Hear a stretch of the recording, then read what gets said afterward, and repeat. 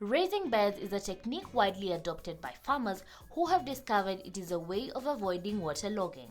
The benefits of raising the beds this high, first you control the drainage, maybe where your land is. If you encounter like water drainage, you need to have to raise your beds to avoid waterlogging. The second, if you raise your beds, yeah, there's a chances of increasing your production because your mint will not struggle for roots to spread in search of the food. Food, what I mean is those nutrients. Like for us, we are majorly using the organic manure and other organic pesticides. In farming, farmers are widely advised to have crops in different stages, which ensures your market is well supplied with the produce all year round. Makoha takes us to a section where the mint is ready for harvesting. Makoha demonstrates to us how the mint is harvested. Now this is a ready mint for harvesting, and also mint depend with the client's specification. We have the 15 centimeter, we have 17, 20, up to 25 centimeter. So this is a ready mint, and to harvest mint you need to have crate with the polythene inside. You need to have a sharp knife, clean, so your mint, you just hold it from the base, then you can cut. For mint harvesting, because mint is a food, your crate need to be raised. You use another crate to avoid the contamination, soil contamination. So mint, we are going to harvest 20 centimeters and above. So just hold like this, you cut. Just harvest according to your the hand size. So you should not press it because you will damage the leaves. It will start that blackening. So if you export that, it is a reject. So you just hold it gently, don't damage the leaves. So after harvesting, you put a crate again.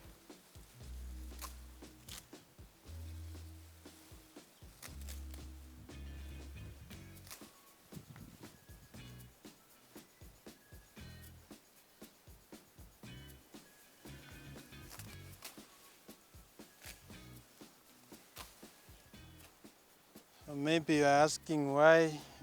Most of them they ask don't pluck the leaves, you are just harvesting with the stem so that you can retain that freshness, because that moisture in the stem will maintain the freshness of the leaves.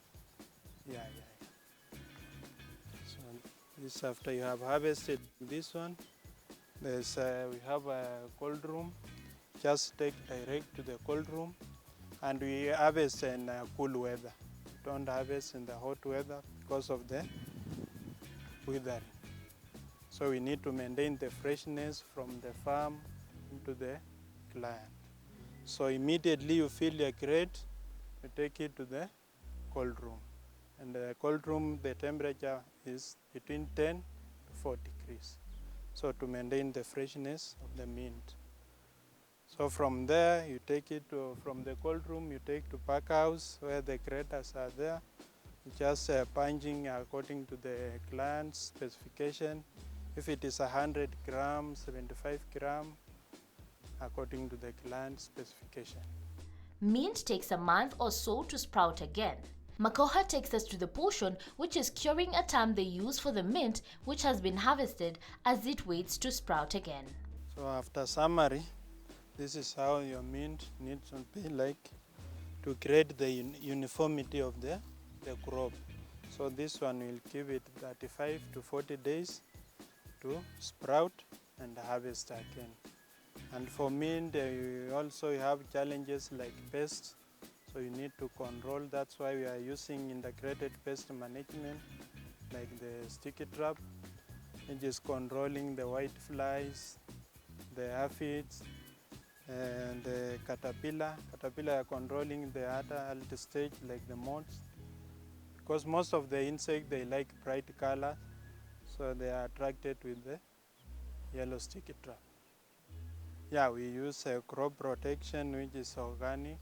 We have the plant extract like the ozone from neem plant. We have the pygar from the pyrethrum. So majorly we are using organic. And our aim is to fully satisfy the organic farming. One major issue with mint, you need to have a lot of water. Mint needs a lot of water to maintain that maturity of 30 to 40 days. So mint, it needs a lot of water. That's why we are watering in the morning and in the evening. Give it 2 cycles a day. Mint takes 3 months from planting to harvesting. Some of the pests and diseases likely to attack include powdery mildew, rust, leaf spot, among others. After first flush, what we call after planting your first seed, it will take you 3 months. So mint to develop fully on your bed. Then from there you'll be harvesting every 1 month. But for first plant, it will take you 3 months so that your mint can spread all over the bed. Thyme is a wonderful herb with a pleasant, pungent clover flavor. It smells like summer to us. There are both fragrant ornamental types as well as culinary thyme varieties. Makoha takes us through the stages of planting winter thyme, the variety found in their farm. Welcome. This is another variety. It's called winter thyme. And as you see, this is a harvesting stage. So from here, mint after propagation, you transplant to the farm where we have maintained your beds, you have your irrigation line. So for mint, we plant 3 to 4 lines maximum. Mostly like for thyme, like here in our hotel, we are using to spice our food, and also you can use it in a herbal tea. Because health-wise, it boosts your immunity. Yeah. Makoha takes us to the portion which has the ready-to-harvest thyme. Some customers prefer fresh herbs while others have preferences of the dried herbs. And this is ready for harvesting, and this has taken 50 to 55 days. So it's ready for harvesting, and we harvest the way Mr. David is doing. Yeah, just harvest from the base, but not the ground level. Just keep 2 inch from the ground. This is size. After we have harvested, we'll do the summary as I have shown you. Then we'll go back to where we started, the other block, which will take again 50 days. I will show you that stage of 4 weeks, how it is looking like after harvesting. After harvesting, it's now 4 weeks old. We are going to give it another 2 weeks or so to harvest again. And for winter thyme, telling you the local consumers, they like a lot because we are receiving a lot of phone calls. People are coming to buy from the farm. They need fresh from the farm. Okay, let me show you rosemary. Rosemary is a fragrant evergreen herb native to the Mediterranean. It is used as a culinary condiment to make bodily perfumes and for its potential health. This is our next crop, which is rosemary. And rosemary is very popular in local consumers. Most of them, they like it. That's why, as you can see, we have done thorough harvesting. So for rosemary planting, first you need to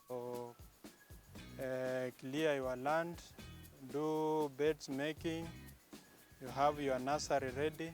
Rosemary we plant at a rate of 20 plants per meter square, whereby we do a spacing of 30 centimeter from plant to plant because it's cross pushy.